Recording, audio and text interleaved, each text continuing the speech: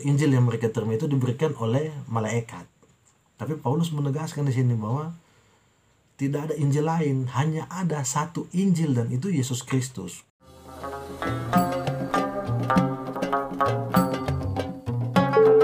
Shalom Elohim, Besema Mashiach, damai sejahtera dalam nama Tuhan Yesus Kristus.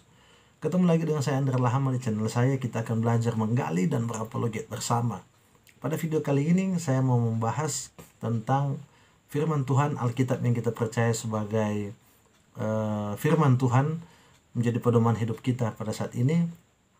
Saya mau mengajak teman-teman semua untuk belajar tentang surat yang ditulis oleh Rasul Paulus, yaitu tentang surat Galatia. Saya menjelaskan dulu sebelum saya membacakan ayat mana yang akan kita gali dan pelajari.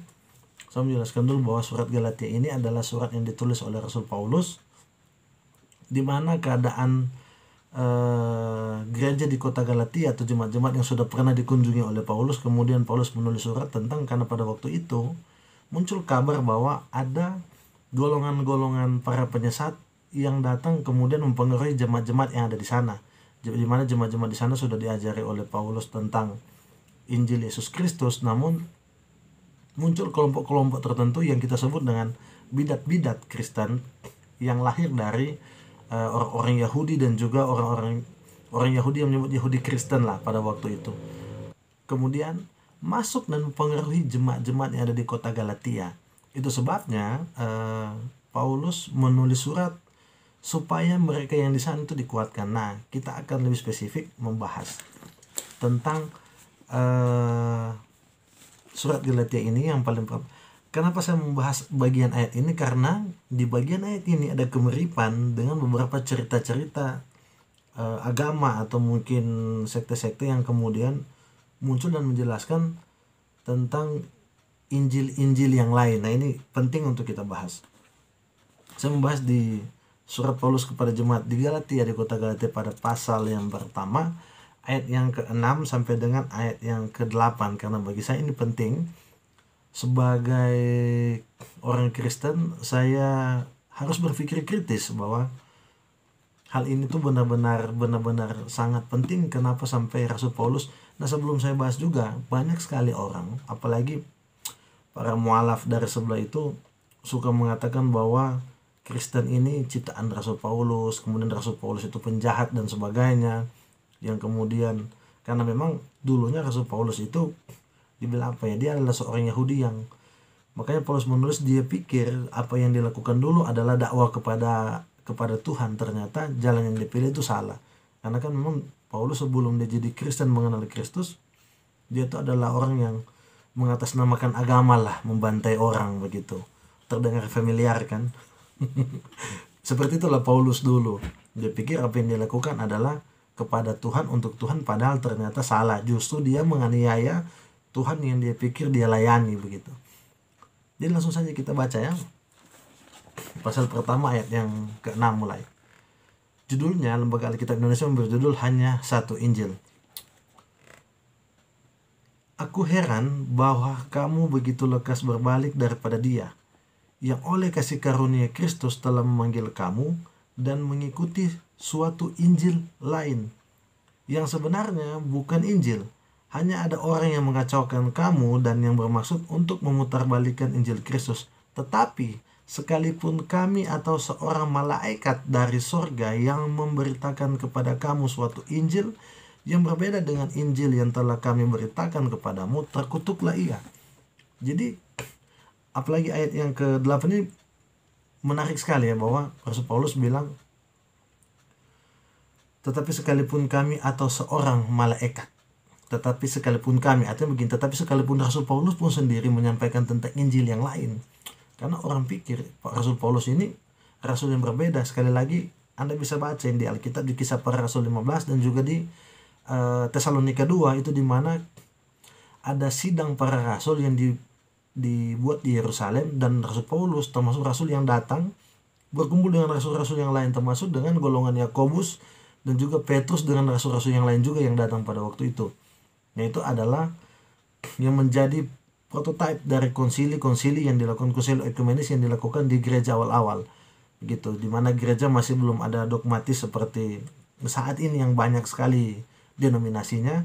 Jadi berkumpul kemudian membahas tentang pergerakan Injil. Nah, banyak orang menganggap bahwa Injil itu, ketika saya bicara tentang Alkitab, banyak yang menyatakan bahwa Alkitab adalah kitab Injil dan sebagainya. Kalau dibilang kitab Injil itu cuma ada 4, Matius, Markus, Lukas, dan Yohanes. Kenapa disebut kitab Injil? Karena Injil itu sebenarnya bukan berbicara tentang sesuatu, tapi berbicara tentang seseorang. Itu sebabnya Injil yang ditekankan di sini adalah, Paulus juga menekankan, Injil yang dia terima dari Yesus itu sendiri. Itu apa?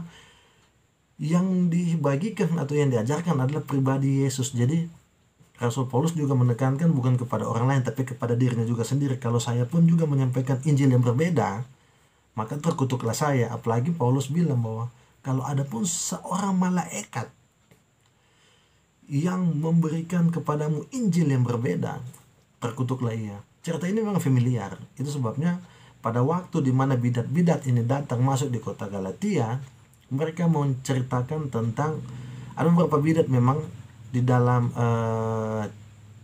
kitab-kitab bidat-bidat itu menyampaikan bahwa mereka menerima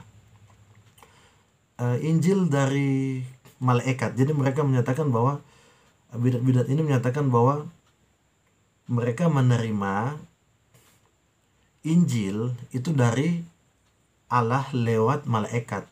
Kemudian mereka mengajarkan kepada jemaat-jemaat di kota Galatia bahwa kalau kamu mau memang disebut sebagai keturunan Abraham, kamu harus bersunat. Jadi mereka mengajarkan sunat kepada orang non-Yahudi. Yang ini dimana Paulus menekankan bahwa sunat itu tidak perlu kepada orang non-Yahudi.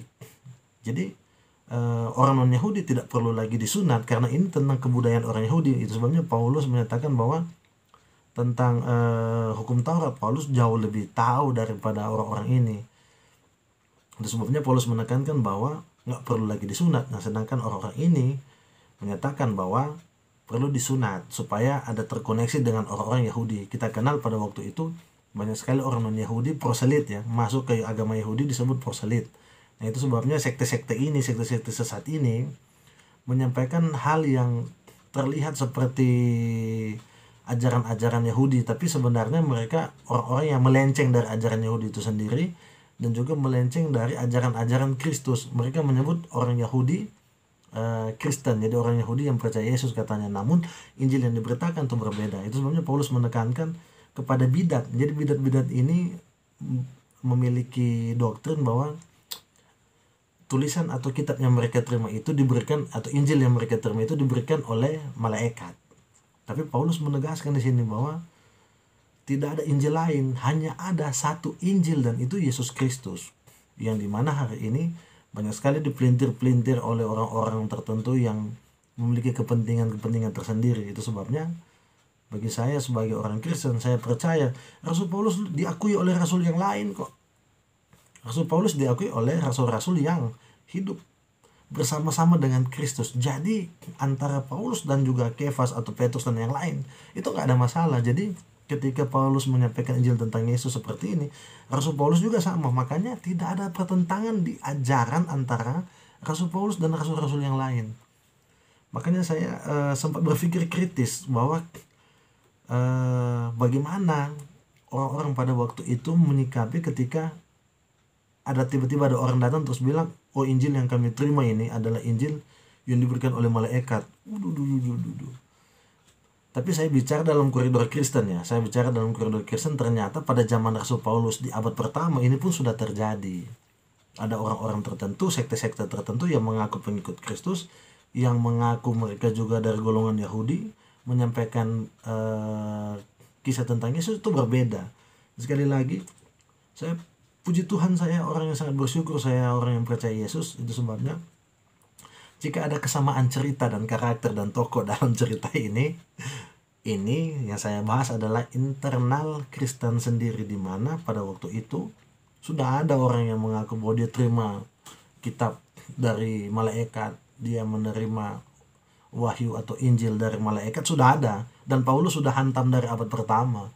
Paulus sudah menekankan. Jadi menurut saya ketika abad-abad selanjutnya muncul cerita seperti ini itu sudah biasa. Kenapa? Karena cerita ini sudah ada dari abad pertama. Dan bidat-bidat ini sudah ada dari abad pertama juga. Cerita-cerita seperti ini sudah ada dari abad pertama. Kalau dia muncul di abad ke-5, 6, 7, 8 dan seterusnya, menurut saya biasa aja ya. Jadi sekali lagi bisa dibilang ya cerita-cerita seperti ini tuh sudah dibabat habis oleh Paulus dari akar-akarnya sebenarnya. Itu sebabnya ketika di zaman modern mendengar ada seperti juga di dalam Kristen sendiri ada kitab, saya punya kitab Mormon. Di situ juga ceritanya tentang dia menerima kitab Mormonnya dari malaikat yang bernama Moroni. Ada kesamaan lah ya dengan cerita-cerita itu. Jadi menurut saya ketika saya sudah kembali membaca Alkitab, nah itu nggak terganggu dengan hal yang seperti ini. Sekali lagi penting sekali untuk membaca dan memahami Alkitab itu dari sudut pandang sejarah, karena Alkitab yang kita pegang ini bukan cuma sekedar kitab iman, melainkan kitab sejarah.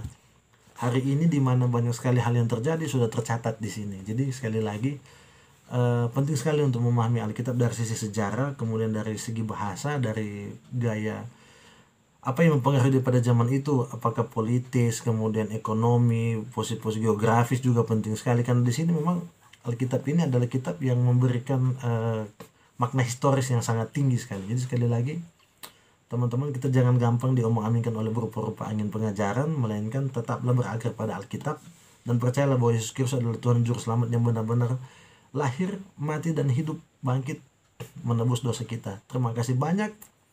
Kiranya hal ini bisa menguatkan iman kita, iman percaya kita. Tuhan Yesus memberkati kita semua dan tetap sehat selalu, dan jangan pernah berhenti